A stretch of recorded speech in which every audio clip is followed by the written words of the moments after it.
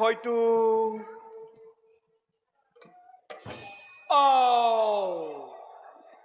আজি মোৰ পৰম ভাগ্য দেখুন নাৰায়ণৰ আগতে ওলালোহি প্ৰণাম মামা তোমাৰ কথাকে ভাবিছিলো কুৰুক্ষেত্ৰ ভাৱ এৰি মোৰ কথা ভাবিছিলানে কুৰুক্ষেত্ৰ ভাৱৰ মাজতেই মোৰ কথা ভাবিছিলা মাজতে মামা তেনে আমাৰো চাউল উকলিল কিয় মামা অত দিনে যদুপতিয়ে ডাঙৰ ডাঙৰ গ্ৰহ নক্ষত্ৰবোৰ গণনা কৰি আছিলা দেখিয়ে আমি চকুত নপৰিছিলো এতিয়া সেইবোৰ শেষ কৰি যদুপতিয়ে সৰু সুৰা তৰাৰ লেখত ধৰিলাহি আমি পপীয়া তৰা আমাক সহাবাই মামা তুমি বৰ চতুৰ সকলোখিনি যদুপতিৰ পৰাই ধাৰ কৰা বাৰু মামা তোমাক এটি কথা সুধো কবানে অন্তৰ্যামী ভগৱানে নকলেও সকলো কথা জানে তুমি কুৰুক্ষেত্ৰ ৰণত কাৰ পৰাজয় হলে ভাল পোৱা পৰাজয়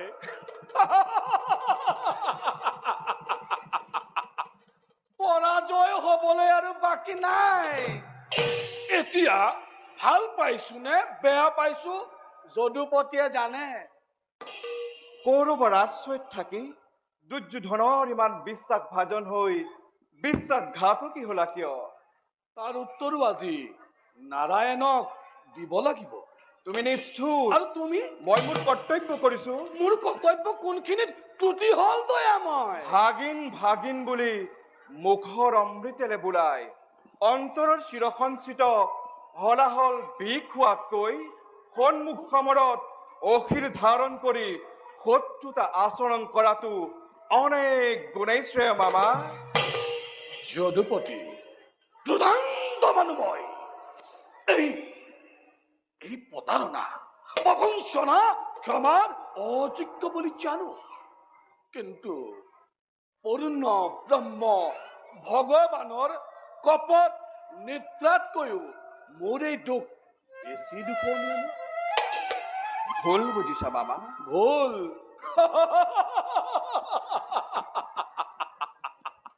ভুল কৰি কৰি ভুলতেই অভ্যস্ত হলো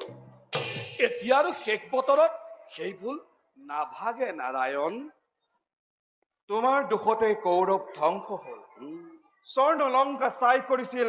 ৰাজভ্ৰাতা বিভীষণে আৰু আজি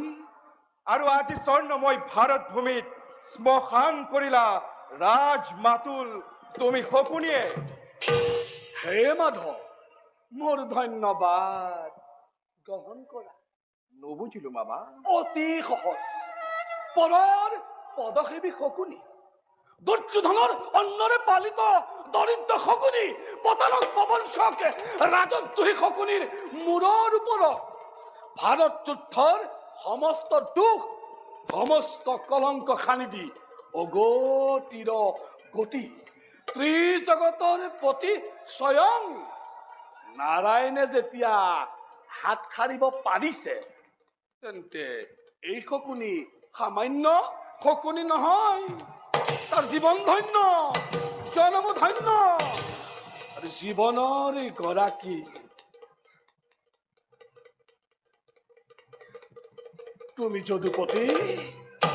মোৰ ধন্যবাদ গ্ৰহণ কৰা মামা